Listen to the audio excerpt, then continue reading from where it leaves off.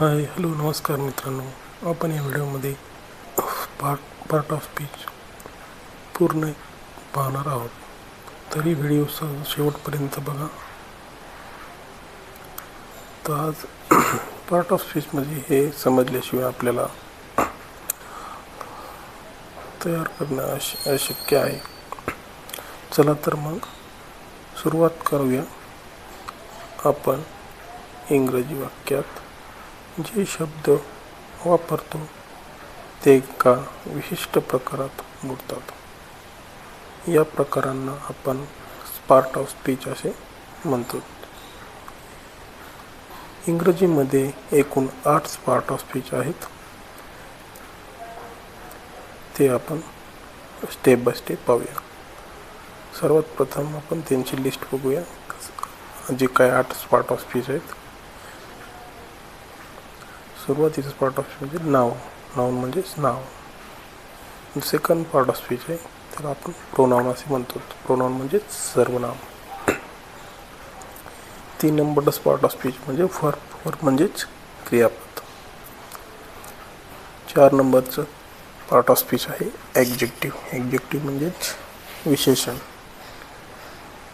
यानंतर 5व्या नंबरचं पार्ट ऑफ स्पीच आहे ॲडव्हर्ब म्हणजेच क्रियाविशेषण. क्रियाबद्दल विशिष्ट माहिती सांगण्याला आपण क्रियाविशेषण असे म्हणतो. त्यानंतर 6व्या नंबरचं पार्ट ऑफ स्पीच आहे प्रिपोजिशन म्हणजेच पूर्वसर्ग. त्यानंतर 8 नंबरचं पार्ट ऑफ स्पीच आहे 7 नंबरचं पार्ट ऑफ स्पीच आहे कंजक्शन म्हणजेच उभय आणि अव्यय. आणि शेवटचं पार्ट ऑफ स्पीच आहे इंटरजेक्शन म्हणजेच उद्गारवाची अव्यय. तर चला तर पाहूया आपण स्टेप बाय स्टेप. सर्वात प्रथम नाउन म्हणजे काय? नाउन म्हणजे कोणत्याही व्यक्ती, ठिकाण, वस्तू किंवा संकल्पनेने नाव, त्यालाच आपण नाउन असे म्हणतो. तर आपण नाउनचे काही प्रकार पाहूयात. Type of noun. सेकंड पाहूया आपण प्रोनाउन म्हणजे काय? विशिष्ट नाव.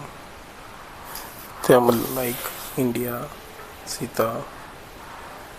सेकंड इज कॉमन नाव म्हणजे सामान्य नाव.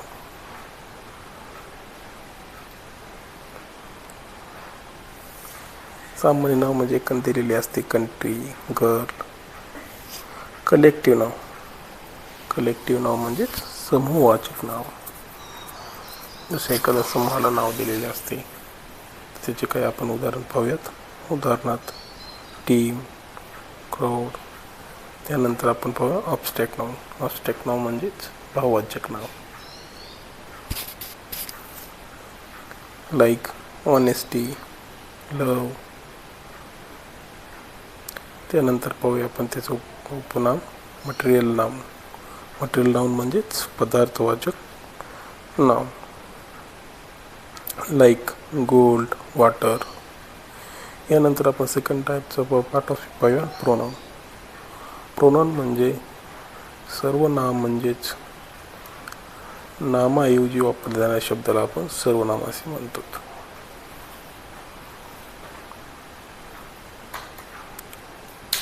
त्यामध्ये आपण उदाहरणार्थ पाहूया तो, ती, ते.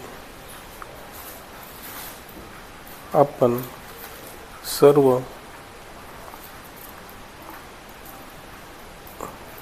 उदाहरणार्थ सीता इज गर्ल. उदाहरणार्थ सीताच्या नंतर आपण काय होतो? शी इज इंटेलिजन्स. तिसऱ्या नंबरचा आपण पार्ट ऑफ स्पीच आहे वर्ब म्हणजेच क्रियापद म्हणजेच क्रियेविषयी जी काय वाक्यामधील क्रिया घडते किंवा आपण दाखवली जातो त्याला आपण वर्ब किंवा क्रियापद असे म्हणतो.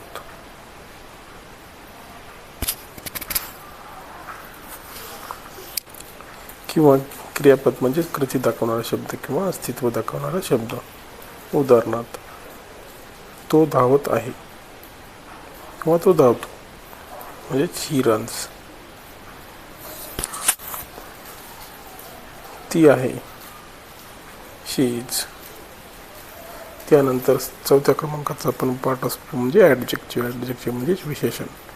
विशेषण म्हणजेच विशेष म्हणजे नामाची किंवा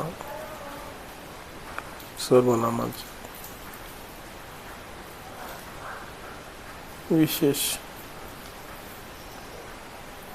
विशेषण म्हणजेच नामाची किंवा सर्वनामाची विशेषता दाखवणारा शब्द, त्यालाच आपण ॲडजेक्टिव्ह असे म्हणतो. उदाहरणार्थ उंच मुलगा, सुंदर मुलगी. यामध्ये जे काही नामाबद्दल ह्याच्यात नाम आहेत, लाईक, उंच, सुंदर, ह्या विशिष्ट दाखवणारे शब्द आहेत. पाचव्या क्रमांकाचा पार्ट ऑफ स्पीच आहे तो म्हणजे ॲडव्हर्ब. ॲडव्हर्ब म्हणजेच क्रियाविशेषण. क्रियाविशेषण म्हणजे क्रियेबद्दल विशिष्ट माहिती सांगणाऱ्या शब्दाला आपण क्रियाविशेषण असे म्हणतो.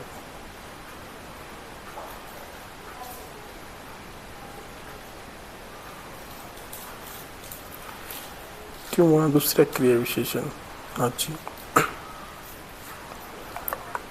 विशेषता सांगणारा शब्द. उदाहरणार्थ ती सुंदर गाते. 6 नंबरचा पाठ पाहूया आपण. प्रिपोजिशन.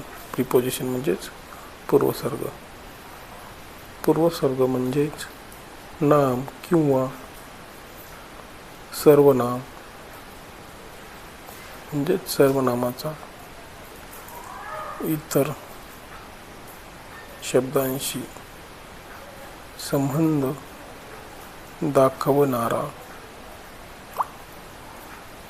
शब्द. म्हणजेच पूर्वसर्ग म्हणजेच नाम किंवा सर्वनामाचा इतर शब्दांशी संबंध दाखवणारा शब्द, त्यालाच आपण प्रिपोजिशन असे म्हणतो. उदाहरणार्थ पुस्तक टेबलावर आहे. कंजक्शन 8 नंबरचा पार्ट ऑफ स्पीच म्हणजेच उभयन्वयी. कंजक्शन कशाला म्हणतो तर आपण कंजक्शन हा जोडणारा शब्द असतो. लाईक उदाहरणार्थ I like tea and coffee. आता टी अँड कॉफी, टी आणि कॉफीला जोडणारा शब्द कोणता? अँड म्हणजेच कंजक्शन आहे. इंटरजेक्शन म्हणजेच उद्गारवाचक काव्य. उद्गारवाचक काव्य म्हणजे अचानक आलेली भावना व्यक्त करणारा शब्द म्हणजेच इंटरजेक्शन म्हणजेच उद्गारवाचक काव्य. उदाहरणार्थ वा, अरेच्या, छान, ह्या अशा आपण भावना व्यक्त करतो, त्यालाच आपण उद्गारवाचक काव्य असे म्हणतात. जर हा व्हिडिओ तुम्हाला आवडला असेल तर प्लीज चॅनलला लाईक अँड सबस्क्राईब करा. पुन्हा भेटूया पुढच्या व्हिडिओ. थँक्यू.